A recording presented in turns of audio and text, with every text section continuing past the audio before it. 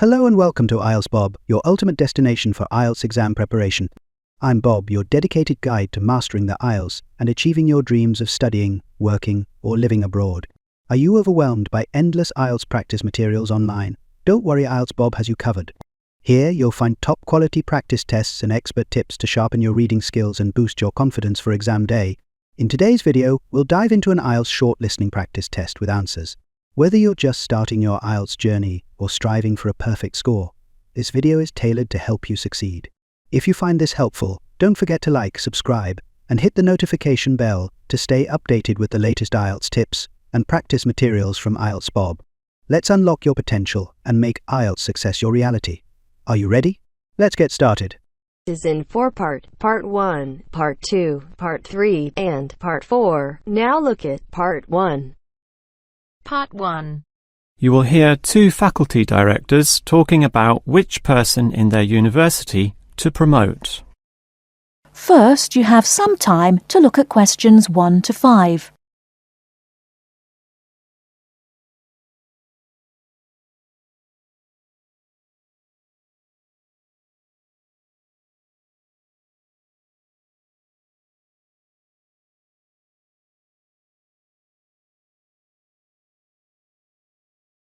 OK, we've got to decide who to promote to leading education officer.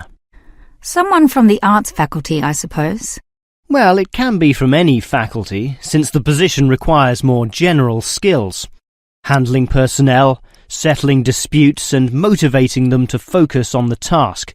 It was the last position which involved computer knowledge, not this one. Surely computer knowledge would help. So too would knowledge in the arts. Sure, it would help, but the key criterion is being able to direct the staff appropriately. So it doesn't matter then from which faculty we select our candidates? Not really, but I've already looked at those from computing and rejected them all. Why? They're all too new, lacking in sufficient experience, whereas these ones from the business faculty are long-timers, so we'll take someone from there. I suppose you're right. The arts faculty doesn't present much in the way of suitable candidates either. But we'll still have to train the person, teach the ropes as they say, and he or she will have to expect to do overtime as needed. Of course, it can get so busy that if we were open on the weekend, they'd have to work then as well. Just as well we're a Monday to Friday university, right? Right, but are you sure these people will actually want the job? The salary isn't such an improvement on their current ones. I know, but there are benefits. You get overtime rates, a nice place to put your car, as well as additional petrol money if you drive for company purposes, which they'll probably be required to do. But those benefits are quite limited, especially given all the work and responsibility involved.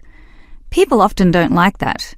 They prefer the creative freedom of less senior teaching positions. Yeah, I know. But these candidates should realise that if they do this job well, there'll be more promotions down the line. You know how everyone likes having their own office, right? Sure. Well, that would come after a few years, if they're prepared to work hard and grow with the university. Yes, that should attract these people. Before you hear the rest of the conversation, you have some time to look at questions 6 to 10.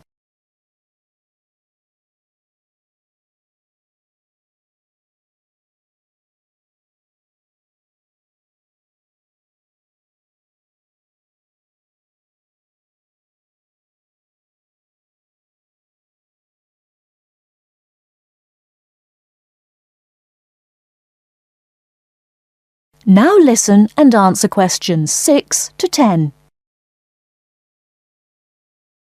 Well, that's enough talk about the job. What about the actual candidates? How many do we have? I've narrowed it down to 4. Just using their first names, that's Stephen, Abdul, Lek and Oscar. As you said, there's quite a bit of experience between them, about 34 years in all. What's the exact breakdown of figures? Abdul and Stephen both have 7 years. Lek has 1 more, and Oscar is the most experienced at 12. But who's the most qualified? Stephen and Abdul have an MBA. Oh, sorry, Abdul's got something called a MBP. Some foreign thing which translates as Master of Business Practice. I'm not sure what that is, but does he do the job well? Very well, apparently. Better than Lek and Oscar, who hold a degree and some certificates respectively. But we have to think about any drawbacks. You know, possible issues with any of them. I asked the respective deans for feedback, and I found out that Stephen, the younger one, drinks a bit. So he has a problem with alcohol?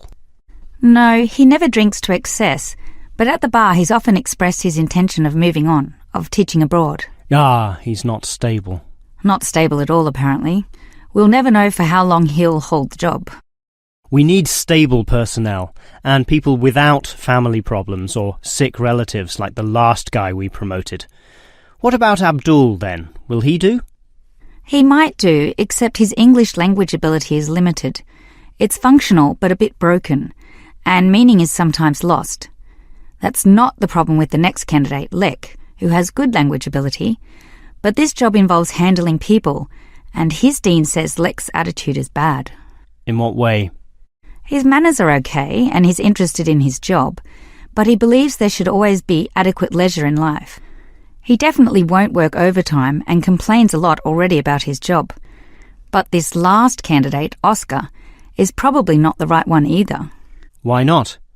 Not another problem with language. His first language isn't English, but he speaks it well enough. He's stable with a good attitude, but his age is the problem. Age is not a problem. That would be ageism, and I don't believe in that. But with his age comes health problems as well, and serious ones at that. Oh, that might be an issue then. That is the end of part 1.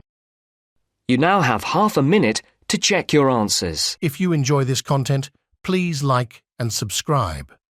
After subscribing, please leave a comment below saying subscribed, and we will respond as soon as possible.